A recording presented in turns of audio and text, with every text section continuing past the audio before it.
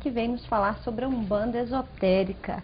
Boa tarde. Boa tarde, é uma satisfação, uma honra, um prazer estar aqui. E vamos falar de um assunto bastante difícil. Não é minha ideia, sob hipótese alguma, magoar qualquer pessoa, ferir qualquer sentimento, ou mesmo tentar influenciar quem quer que seja. A nossa missão aqui é simplesmente tentar esclarecer um ponto de vista que temos, tá? Então, para falarmos sobre Umbanda esotérica... Começaremos o que é Umbanda, a né? Umbanda esotérica, nós ainda temos que mergulhar na sua origem. Então, nós temos duas origens. Nós temos uma origem tradicional milenar e temos uma outra origem. Esta outra origem é, sociologicamente falando, mais nova. A outra vem do tempo da Lemúria, porque nós sabemos na parte esotérica que todas as raças, elas têm o seu nascimento, têm o seu auge e depois têm a sua queda. Então nós tivemos a raça pré-adâmica, tivemos a raça adâmica, depois viemos para a raça Lemuri ou lemuriana. Então foi nesse continente que ainda era na época em que a Ásia, a África, as Américas formavam um continente só, estava a Lemúria. E ali esses homens que nasceram ali, aquelas criaturas que nasceram ali, sob a égide do Cristo Jesus, né, que é o regente desse planeta, sem dúvida alguma, foi permitido pelo nosso Senhor, nosso querido, que nós chamamos na Umbanda de Pai Orixalá, né? Foi permitido por ele que entidades, vamos dizer, que espíritos vindos de outros planetas mais evoluídos, que nós chamaríamos, entre aspas, de extraterrenos, viessem à Terra para auxiliar a Terra, que estava naquele momento praticamente começando a vida e ajudar a raça. Mas esses seres extraterrestres já haviam vivido por aqui ou não? Eles vieram em outra coisa, não foi por discos voadores. Eles vieram através da encarnação, através de ventre de mulher, normalmente como os terráqueos. E eles formavam, então, naquela época, uma minoria. E essa minoria foi bastante atuante, porque eles já tinham passado pelas experiências, já tinham conhecimentos, que os terráqueos ainda estavam acordando para eles, né? Então, nesse momento, quando eles trouxeram esse conhecimento, o que eles vieram realmente ensinar? Vieram ensinar um Deus único e verdadeiro. Vieram ensinar a lei do amor, a lei da evolução, da fraternidade, da humildade, da caridade. Então, era isso que eles vieram fazer aqui. Então, essa seria a parte, vamos dizer, tradicional, a parte milenar, né, que ficou lá atrás. E temos a outra que nasce no Brasil, ou melhor dizendo, ressurge no Brasil, pelos idos de 1908. Com os negros? Não, foi com o senhor Zélio Fernandino de Moraes. Porque quando o nosso Brasil, no período do Brasil colônia, quando nós trouxemos os nossos irmãos negros para cá, nós os trouxemos para aqui, eles não tinham essa religião que hoje a gente fala tanto, com tanto carinho e amor aos amados irmãos do culto afro brasileiro. Eles traziam uma religião, e essa religião não era muito permitida que eles usassem, porque era estranha para o português colonizador. Mas acontece que depois de um determinado tempo, houve uma doença, e essa doença começou a atacar os escravos em várias fazendas, chamada banzo, que seria hoje a neurose de ansiedade, seria hoje a angústia e a depressão. Então, quando os senhores de fazenda perceberam que a perda era muito grande, tanto para conseguir o escravo que vinha, como manter a cana-de-açúcar, a plantação, aquilo tudo, começaram a se reunir em grupos para tentar solucionar. Então, aqueles negros mais velhos, aqueles bem mais velhinhos, mais experientes, foram procurados e perguntavam o que acontece com a sua raça, né? Por que está acontecendo isso? Diziam, mas vocês querem o quê? Nós éramos livres, totalmente livres, fazíamos o que iríamos na nossa terra. Fomos vendidos pelo Soba, porque muita gente se ilude, acha que o inglês, o francês, o português invadiu as terras e apanhou o negro à força. Não, muitas das vezes era problema, era questões políticas. Muitas das vezes o Soba, que era o chefe da tribo, não ia com aquela pessoa e tentava fazer tudo para tirá-lo dali. Então era geralmente pego, era trocado a troco de ferramentas, a troco de quinquilharias, sabe? De quinquilharias. Então, quando veio esse problema dessa doença, aqueles mais velhos diziam, os senhores de fazenda, né? Vocês nos tiraram tudo, separaram a nossa família, vocês querem o quê? Então alguém teve a brilhante ideia de dizer, deixe-os praticar a religião, ela sempre foi uma tábua de salvação. Aí deixaram que eles... Ainda é, né? Ainda é. Deixaram que eles fizessem a religião. Mas aí os senhores padres da época, não entendendo muito bem a coisa, né? Exigiram também que houvesse vamos dizer, uma evangelização, uma catequese católica em cima deles, e eles tiveram que aceitar o catolicismo. Foi quando eles formaram o sincretismo, começaram a juntar os santos da Igreja Católica com os orixás que eles traziam da África, né? Esse é um dos períodos, é um período curioso. Mas realmente, se você olhar sociologicamente como é que a coisa funcionou, a coisa funciona com um jovem de 16 anos, candidato ao oficialato da Marinha de Guerra do Brasil, chamado Zélio Fernandino de Moraes. E ele, de repente, é acometido por uma doença, uma espécie de uma paralisia, e os médicos não sabiam o que fazer com ele, e nessa família dele ainda existia, parece-me que 2 padres.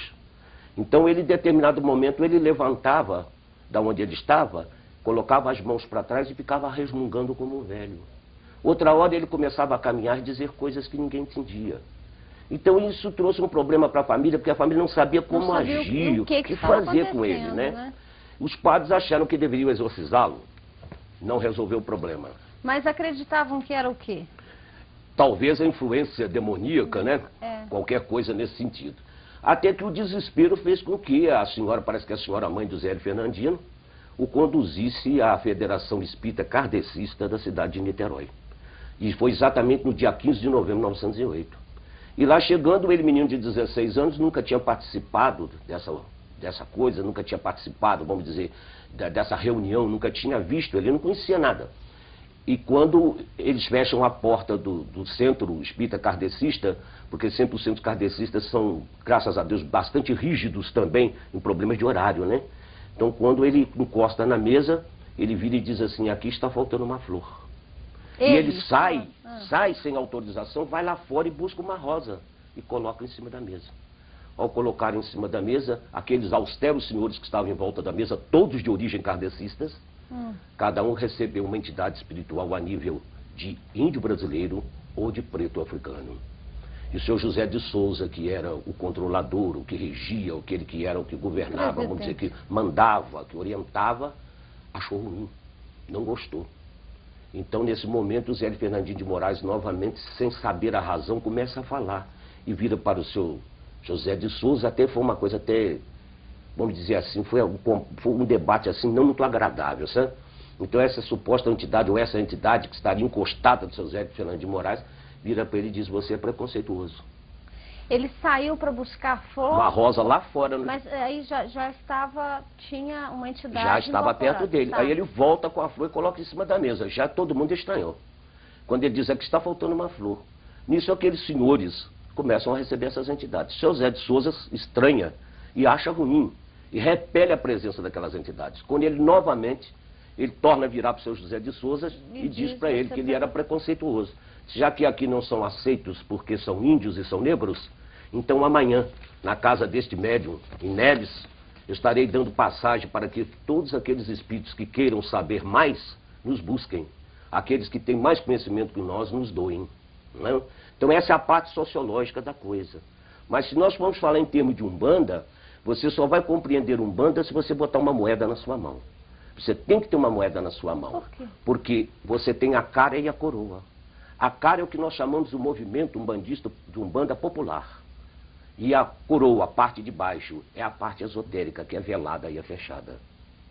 E ela, que pessoas que podem ter contato com essa parte que é velada? Toda pessoa que sinta em si a vontade de buscar essa parte velada. Você, qual que é a sua formação espiritual e esotérica? A minha formação espiritual começou quando jovem ainda, quando noivo, porque a minha, então, noiva, hoje minha esposa, né, 40 anos de casado, graças a Deus, então ela teve um problema cardíaco muito sério.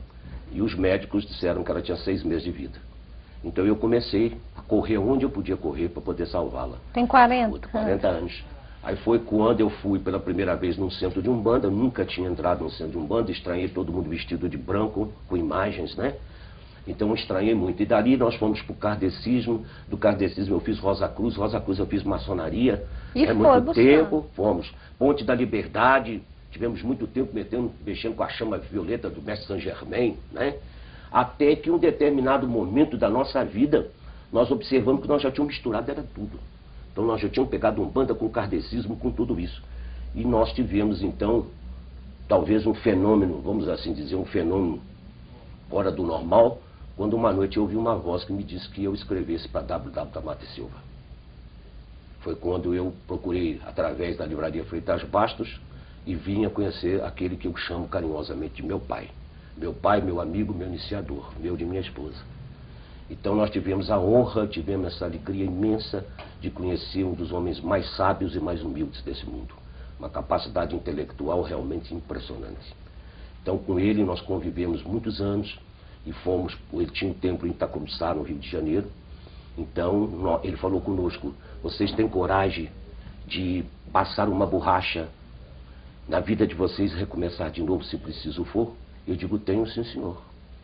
Ele disse: eu não esperava outra resposta de você. Ele deu um abraço em mim e minha esposa e disse assim: vocês são meus filhos, são meus amigos de muitas vidas. Há muito tempo que eu estou procurando vocês. Aí ele foi para o Rio, voltou no dia 17 de abril. Fizemos uma iniciação com ele aqui em Belo Horizonte, lá no Alto Caiçaras, no tempo que tinha no Alto Caiçaras. Depois passamos aí várias vezes, uma vez por ano nós íamos a Itacoruçá. E eu e a esposa éramos passados de graus, elevado de graus. Como é que é essa iniciação? Essa iniciação tem uma ritualística, né? Tem todo um ritual. Mas a parte mais importante realmente da iniciação é o que você sente. É a sua, vamos dizer, é você recomeçar. A iniciação é você recomeçar sempre. A cada dia, a cada momento, quando nós levantamos pela manhã, quando a gente acorda, nós estamos passando por uma iniciação. Nós temos toda uma oportunidade de reconsiderarmos os nossos atos, de pensarmos o que temos de fazer para melhor. Então toda essa mudança interior é uma iniciação. E nós, a gente nessa parte, a gente tem tentado mostrar, a gente tem tentado de todas as formas ajudar as pessoas a se encontrar. Então qual é a base principal disso? Nós estamos assentados, vamos dizer assim, firmados numa tríade. Essa tríade chama-se sabedoria, amor puro e ação efetiva. A nossa luta tem sido sempre para transmitir a todos que nos procuram, porque nós não vamos atrás de ninguém. Todos que nos procuram, essa chave da felicidade humana. Que o pensamento puro faz o coração ficar puro. Quem tem a mente pura e o coração puro, automaticamente as suas ações vão ser ações efetivas, com discernimento, com inteligência, com bondade. Amanhã não teremos que nos envergonhar das nossas ações. E ensinamentos são passados através de entidades? São, através, porque eles são os mestres astrais. Então eles passam para nós em cada reunião. Só que eles têm um princípio também, que é o princípio da humildade e da simplicidade. Eles preferem vir com nomes, que são nomes de guerra, não são seus nomes verdadeiros. Então eles preferem ser chamados de João, Antônio, Maria, sabe? Eles procuram esconder realmente, porque eles baseiam naquele princípio de Jesus que diz: somente os humildes serão exaltados. Então, pelo amor de Deus, não estamos aqui combatendo ninguém que gosta de receber espírito de doutor, de filósofo, nada disso, até pelo contrário. Mas no nosso meio, porque a gente mexe com uma massa, com um público, né? Gente de todos os tipos, gente de níveis conscienciais diferentes, né? Então eles preferem se manifestar. E se manifestam na forma, isso é preciso guardar bem. Na forma, somente na forma. Qual que é a diferença? Como crianças, caboclos e pais velhos. Ah, tá. Qual que é a diferença básica do kardecismo, de uma sessão, de kardecismo para o de Umbanda? Ah, tem muita. Eu mexi 25 anos com kardecismo também, né? Então o kardecismo geralmente é um trabalho muito bonito. Esses portentosos irmãos são criaturas realmente fantásticas, criaturas maravilhosas, né? Por exemplo, começando o Chico Xavier, no Divaldo, essa gente linda, né? Então eles fazem um trabalho, quando você chega no templo, não existe imagem, não existe vela, não existe cântico. Se bem que algumas vezes até que eu vi o coral da Célia Xavier cantando alguns hinos muito ligados ao nosso lar, essas coisas. Mas geralmente é uma reunião de mesa, onde tem aquele que instrui e as entidades espirituais assentam em volta da mesa, descem seus médios em volta. Já nos templos de Umbanda, na Umbanda popular, tem tantos rituais quanto forem as ideias, tantos rituais quanto forem os conceitos, tantos rituais quanto forem necessários, conforme o nível consciencial do grupo. Por quê?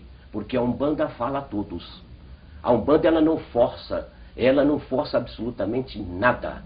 Ela simplesmente dá a cada um aquilo que aquela pessoa consegue engolir, aquilo que aquela pessoa consegue introjetar, né? Já diz um ditado muito antigo que dizia: a criança dá-se o leite e ao homem dá-se a carne. Então digo nós porque eu estou incluído na faixa do movimento umbandista brasileiro, graças a Deus, mas cada templo tem exatamente aquilo que o seu adepto precisa, o que ele sente, o que está no coração dele. Então, é sempre dado as coisas a níveis que haja um entendimento comum. Então, nós temos níveis androgônicos, temos níveis cosmogônicos, sabe? São níveis populares, tem nível médio, tem nível mais alto. Então, já a conversa do iniciado é diferente, né? Você vai falar sobre karma, por exemplo. Se eu for perguntar alguém de perguntar sobre karma, num sentido assim, público, a massa, você vai ter que ser uma coisa muito simples, que ele possa digerir aquilo. Mas quando você fala com o iniciado, não, aí você vai ter que entrar nos meandros, você tem que entrar nos miolos, você já vai ter que entrar nos tribunais Porque kármicos. tem coisas que as pessoas, que quando se fala na superficialidade, atinge todo mundo. Todo mundo. E alguns detalhes, só algumas pessoas que estão Você prontas para acontece, receber? minha irmã, é pelo seguinte, porque você sabe que até Nosso Senhor, parece que Mateus capítulo 7, versículo 6, ele alerta muito para que nós não profanássemos aquilo que era santo. Ele diz, não deis aquilo que é santo aos cães e nem as pérolas aos porcos, porque eles calcarão as mesmas na areia, ou no barro, né? E as calcando partirão para cima de vocês. Então é muito perigoso se dar um conhecimento milenar, um conhecimento que entra em área de magia, essas coisas todas, porque existe bruxaria uma coisa, magia de circo é outra. Nós estamos falando em magia mesmo, magia branca, que é praticada por vários mestres, né? E eu sou magista, não sou mago, porque o mago nasce mago. Eu não, eu fui formado pelo grão-mestre Matheus. O que é essa magia negra? A magia negra, a magia branca. A magia branca seria, para a gente não entrar em detalhes templários, seria a perfeita arte de você saber movimentar as forças da natureza pelo bem comum. Desde o momento que você saiba movimentar o elemento fogo, terra, ar e água, éteres, você saber movimentar essas forças para o bem, você estará fazendo magia branca. Como é que pode ser feito? Isso são através de rituais, são através de conhecimentos, invocações, tem preces, tem uma série de correlações. O que pode ser feito, então? O que pode ser feito é que aquilo que a gente está tentando fazer. É na esperança de que cada um dos nossos amados irmãos, de todas as religiões, que a gente tem por eles o mais profundo apreço e respeito. Como temos apreço por todas as escolas iniciáticas, né? E nós temos várias no Brasil. Nós temos nossos amados irmãos, nobres irmãos da morte, né? Que são fora de série, gente linda, maravilhosa. Tem os nossos amados irmãos maçons, os gnósticos, tem os templários, né? Tem uma série dessas escolas iniciáticas que nos ajudem, por favor, a ajudar o nosso Brasil, ajudar a nossa gente. Mas para ajudar a nossa pátria, nós precisamos ajudar o ser humano individual. Primeiro, fazer com que aquele homem encontre uma paz. Por ele sendo a primeira célula da sociedade, ele tendo a paz, ele leva a paz para a esposa, ele leva a paz para os filhos, ele transmite a paz. Então aquela célula cresceu, já transformou-se numa família. Aquela família em paz traz a paz para o vizinho, traz a paz para outra pessoa. Então só assim nós vamos conseguir trazer a paz do planeta Terra. Então o nosso sonho é esse, que todo mundo reunido, eu tenho certeza que os amados irmãos do Candomblé, os nossos amados irmãos todos, estão todos imbuídos do mesmo sentimento. Que é fazer com que resgatar o homem, resgatar aquilo que ficou na Idade do Ouro, né? Para que o Brasil seja muito feliz, que a humanidade seja muito feliz e possamos, pelos anos 150, provavelmente o terceiro milênio, encontrarmos aquilo que ficou na Lemúria chamado Umbandã, que é o conjunto das leis de Deus. Mestre Carimã, eu quero te fazer algumas perguntas que são mitos que envolvem essa questão da Umbanda. Por exemplo, você falou da magia branca, né? E a macumba? Realmente esses rituais para que aconteça algo de mal para outra pessoa, isso realmente, existem pessoas que fazem isso e isso pode afetar a gente? Eu acho o seguinte, é aquele negócio, é a experiência de 40 anos, né? Que muitas das vezes eu, minha esposa e o meu grupamento, nós já tivemos que deparar muitas vezes e desmanchar essas coisas horrorosas, né? Porque realmente... horrorosas. Eu acho que, em primeiro lugar, sem sentido de querer agredir ninguém, que eu não sou juiz de ninguém, eu acho que quando uma pessoa tem alguma coisa contra alguém, deve chegar e falar, né? Mesmo que seja para ver uma cisão ou talvez um apaziguamento de uma situação. Eu acho que todo aquele que na calada da noite sai para tentar atingir alguém é um ato de covardia.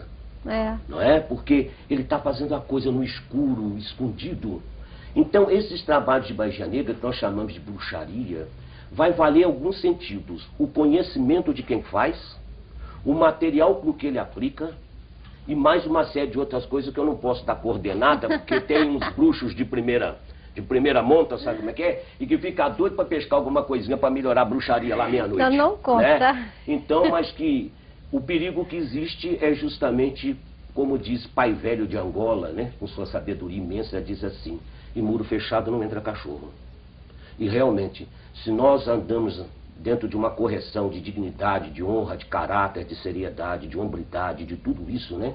Nós temos absoluta certeza que essas coisas podem nos atingir muito de leve ou não, nunca nos atingirão. Mas desde o momento que nós somos agressivos, desde o momento que nós magoamos, desde o momento que nós ferimos, no momento que a gente faz com alguém que nos ama, a gente diz uma palavra muito pesada, ou a gente diz alguma coisa que não é correto, que vai contra aquilo tudo que Jesus disse. Nós, nesse momento, abrimos o muro. E até, como a gente diz, os bruxos de almanaque podem pegar a gente pelo pé. Então, a grande defesa é a honra, é a dignidade, é o caráter, é a mente, é o coração puro e as ações, vamos dizer, ativas, ações com força, mas força direcionada, força com discernimento, com sabedoria, porque senão você pega um touro, ele também tem força, mas ele agride coisas, objetos. Não, nós não estamos pregando isso, nós estamos pregando uma mente sábia. Essa mente sábia, através também da maneira de pensar, procurar tirar do pensamento as coisas ruins o melhor possível, melhorar o coração tirando os sentimentos não muito nobres, porque se você colocar sentimentos nobres, a gente colocar dentro da gente, nós expelimos um dos maiores venenos da humanidade, que é o ódio. No que nós estamos buscando, se nós colocamos na mente a pureza de pensamentos, nós estaremos criando a sabedoria que combate a ignorância. Se nós botamos a pureza de sentimentos dentro de nós estaremos então combatendo um dos piores males do mundo, que é o câncer da alma. É o pior de todas as doenças, que é o egoísmo. E automaticamente nós estaremos então fazendo todo um trabalho de uma ação efetiva para a sociedade, para nós mesmos, mas um trabalho com discernimento, um trabalho com força, mas com discernimento. Se nós juntarmos esse triângulo, né, que dá justamente caboclo, preto velho e criança, porque a criança é o símbolo da pureza, é os senhores da doutrina mântrica. Os caboclos são os senhores da fortaleza, são os senhores da doutrina yântrica. E o pai velho, na sua sabedoria e sua humildade, são os mestres da doutrina mântrica, vamos dizer, da energia, da força, da sabedoria, mas carregada de humildade. Então, a gente fechando esse triângulo, é muito difícil que magia negra pegue a gente. Mas vocês, às vezes, se recomendam banhos de descarrego. Isso ajuda em estar preparado para que isso não atinja a gente? Aí se precisa saber o seguinte, porque as plantas sofrem influências dos planetas, né? A gente sabe que existe maré alta, maré baixa, conforme a Lua. Então, existem plantas cancerianas, plantas jupiterianas, sabe? Existem as plantas saturnianas, essas coisas todas. Então, tem que se ver o signo da pessoa, aquele signo da pessoa que quando ela nasceu no mês. Então, a gente faz todo um levantamento para dizermos para ela quem é o orixá que a governa. Ori, se nós formos levar para o iorubano, orixá seria a luz da cabeça, mas não é dessa cabeça, é a luz da sabedoria, tá? Nós chamamos na Umbanda esotérica de araxás, porque nós já viemos mais longe, nós viemos do Abaenga, que foi a primeira língua falada pelo ser humano, já usada na Lemúria. Então, Ara também tem o mesmo significado. Ara é luz, e mesmo em Tupi, né? Ara é luz, e Xá é Senhor, Senhor da luz, né? Então, a gente está, até me perdi um pouco da pergunta que você me fez. O banho de descarrego, o banho de descarrego, você sabendo quem é o Araxá que comanda, ou o orixá que comanda aquela pessoa, você vai fazer a correlação dela com o planeta. Então você vai descobrir qual é o planeta que aquele Araxá comanda. Então você vai pegar exatamente as plantas que estão, vamos dizer, em sintonia, produzem energia na mesma sintonia, na mesma frequência daquela pessoa. Então você vai usar o quê? Você vai simplesmente tirar aquela energia que está naquela planta, colocar dentro de uma vasilha com água, que a água é exímia condutora de eletricidade, e a pessoa, sabendo as posições, porque tem posição norte, sul, leste, oeste, entra nisso também. Se você coloca leste e oeste, você está sempre se mantando. Você bota norte e sul, você está descarregando. Então você vai pegar a posição norte e sul, que é o ponto de descarrego da coisa, e vai despejar do pescoço para baixo. O que vai acontecer? Aí ela está carregada, a água está carregada daquela eletricidade, daquela força da planta. Ao passar no seu aura, que tem a mesma frequência daquela planta, ela retira do seu aura qualquer negatividade e aumenta o seu potencial de força, de energia, vamos assim dizer. E você com aura limpo, aí você consegue muito mais purificar a mente, purificar o coração e ter as ações muito melhores. Entendeu? Estamos tentando falando assim muito rápido, porque essas coisas são muito ligadas a templo, né? A iniciações. Você falou, né, dessa tríade aí de crianças, caboclos e os pretos velhos. Tem algum recado que depende, aí vai depender cada um da forma que fala, mas tem algum recado que é comum a todos? Qual é o grande recado para a humanidade? Amar. Amar e perdoar. Às vezes a gente fica impressionado quando as pessoas às vezes vão conversar conosco e que a gente diz assim, olha, você não pode pedir nada para você antes de você amar e você perdoar. As pessoas dizem, é tão difícil. Eu digo, mas você tem capacidade de fazer isso. Né? Você vê que, eu não vou repetir exatamente o que está no Evangelho, mas o miolo da coisa, né? Você vê que Jesus, nosso Senhor Jesus, vira para um determinado momento conversando com os seus apóstolos, ele diz bem claro, né? Quando tiver de ofertar alguma coisa ao altar do meu pai, ou pedir alguma coisa no altar do meu pai, lembrados que tem de um inimigo, vai com ele primeiro reconciliar. Deixou a primeira regra, deixou bem claro, dá para ter o direito de receber. Jesus falou desde o momento que aparece com 30 anos, né, até o final da vida no madeiro, Jesus foi só amor e perdão, amor e perdão. Esta é a tônica, porque o Umbandã que nós defendemos, que é uma Umbanda esotérica, né, é um tema mais profundo de se falar, ele está sentado em duas bases, amor e sabedoria. Então tudo que se refere ao Umbandã está baseado no amor e sabedoria. Subindo desses dois pedestais, você encontra uma pirâmide de 4 lados. Essa pirâmide de 4 lados é o chamado a gnose humana. Então nós temos de um lado a religião, do outro temos a filosofia, a ciência e as artes. Então são os 4 senhores dos 4 cantos do mundo, justamente os senhores do norte, do sul, do leste e oeste. E temos o ápice da pirâmide que está entregue a um orixá chamado Iori, que é aquele que dentro da sua faixa vibracional fornece as condições para os espíritos em forma de criança virem à Terra trabalhar com seus médios afins, né? Então esse ápice de pirâmide nós chamamos como o senhor Iori, o senhor das forças vitais, o senhor das forças etéricas. Uhum. Né? Você, infelizmente o nosso tempo está acabando, você ensinaria uma prece? Perfeitamente, se você me permite ficar de pé. Só um minuto aqui, o microfone. Eu faço uma saudação a todos os nossos amados irmãos que nos veem nesse momento, através de um dos mantras da Umbanda esotérica, que hoje nós chamamos de Fundamento Hermético de Umbanda, Aranauã. Nós, nesse momento, estaremos levando o nosso pensamento e o nosso sentimento a uma das confrarias que existe no mundo cósmico, ligado profundamente aos araxas sagrados de Aruanda. É a corrente das santas almas benditas guardiãs do cruzeiro divino. Não são elas constituídas de alma de nossos parentes e amigos. Pelo contrário, são aquelas que são os grandes líderes, foram os grandes líderes da raça humana, da raça branca, da raça negra, da raça vermelha, da raça amarela. Ó minhas santas almas benditas, que orando estais aos pés da Santa Cruz, eu, em nome de Cristo Jesus, nosso Senhor, nesse dia, nesta hora, nesse instante, nesse minuto, rogo, peço e imploro, sob a égide do Cristo Jesus, nosso Pai Orixalá, as bênçãos de nosso Pai Supremo, o Senhor dos mundos e de todos nós, que abençoe a nossa pátria, que abençoe o nosso planeta Terra, ilumine a todos os seres humanos, estejam onde estiver, sob quaisquer condições, porque sem dúvida alguma, Jesus nunca mentiu, e Jesus nos afirmou que nenhuma ovelha de seu rebanho jamais se desgarraria. Aranauã, salve a Umbanda. É isso aí. Eu quero agradecer a sua presença, agradecer a Eliana, que foi a pessoa que me indicou você para vir aqui no programa. Realmente você é uma pessoa adorável. Obrigada. Bondade sua. Obrigada pela Bondade. presença. É uma